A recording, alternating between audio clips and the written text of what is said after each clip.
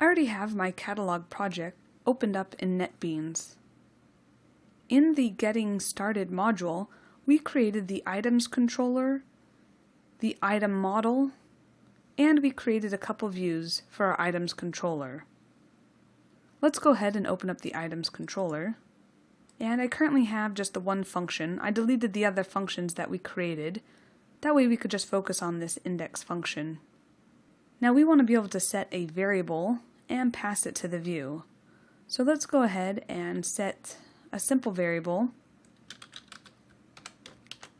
using our pseudo variable pointer and set. And if I wanted to set a color, and I'll just pass any color here, so we'll just say blue, and we'll save it. Let's go ahead and open up the index view in our items folder. Now we just need to print out our variable. We'll just type echo and then our variable color. We're going to go ahead and save that. Let's go ahead and open our browser, and we'll go to our catalog site. Here's our default home page. Now we want to go to the items controller, so we would just enter in items and hit enter. You'll notice we still have the default layout for CakePHP, and if you look over here you'll see our variable that we passed in, blue, being displayed. Let's go back over to NetBeans. Let's go ahead and delete our color variable. I have a view set up to display the results from a table that I'm just going to go ahead and paste in here. This is basically a table to display the items from our database. Let's go back over to the items controller. Now we want to query our database. So I'm just going to save our results in a variable named data, and we're going to use the pseudo this, pointing to our item model, and we're going to point to the find method. Now our first parameter takes a string, and I'm just going to type in all. I just want to be able to return all of the items. Now we need to pass that data over to our view. So I'll go ahead and set this variable to the set method.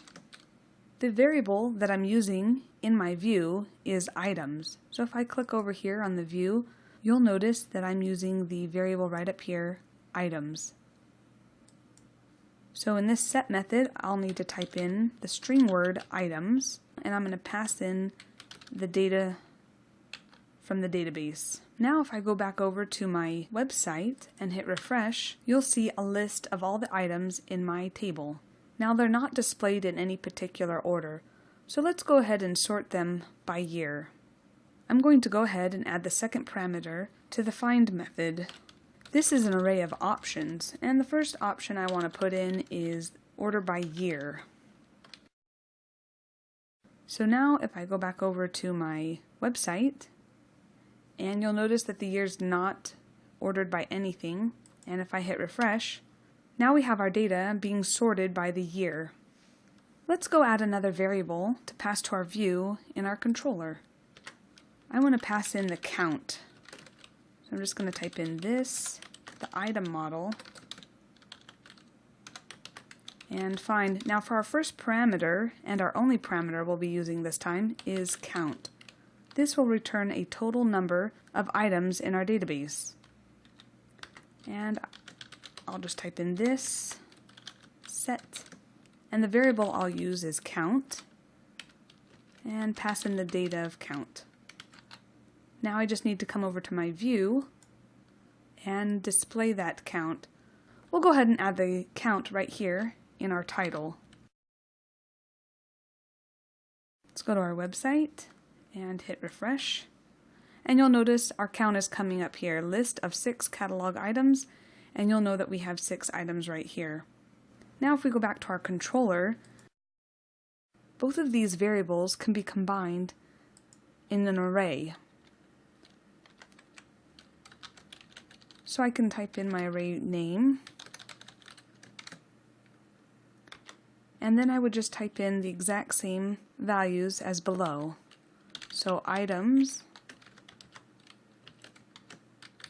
the data variable, and count, and the count variable.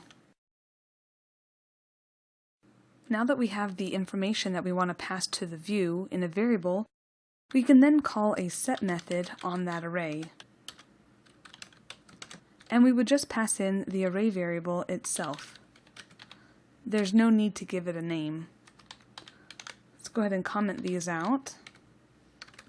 And we're going to hit save. And we're going to go back to our website. And if all goes well, when I hit refresh, it'll look the exact same. And it looks the exact same.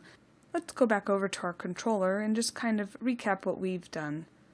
Just to recap what our function does, it's calling the database and retrieving the items from the item table using the item model. It then stores the variables from our database and passes them to the view.